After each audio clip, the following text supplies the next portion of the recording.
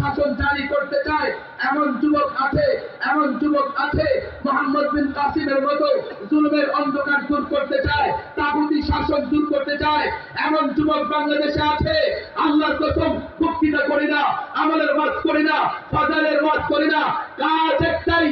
এক একটা মোহাম্মদ বিন কাসিমকে জাগ্রত করা, এক একটা তারেক বিন জিয়াদকে জাগ্রত করা, এক একটা সুলতান সালাউদ্দিন আইয়ুবীকে জাগ্রত করা, এক একটা শৈখুল হাদিস, এক একটা মুফতি আমিনী, এক একটা আহমদ শফী, এক একটা জুনায়েদ প্রবনগরী,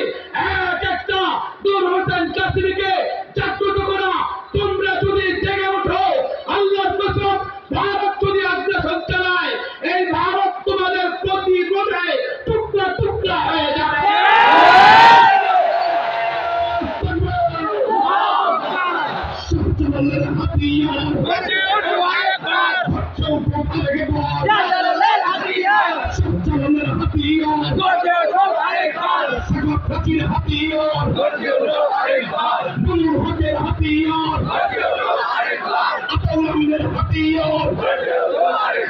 শৈখুল হাদিসের হাতিয়ার,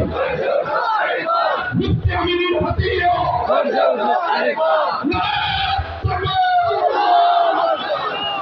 বস্তুবাদী যে দলেরই হোক না কেন সে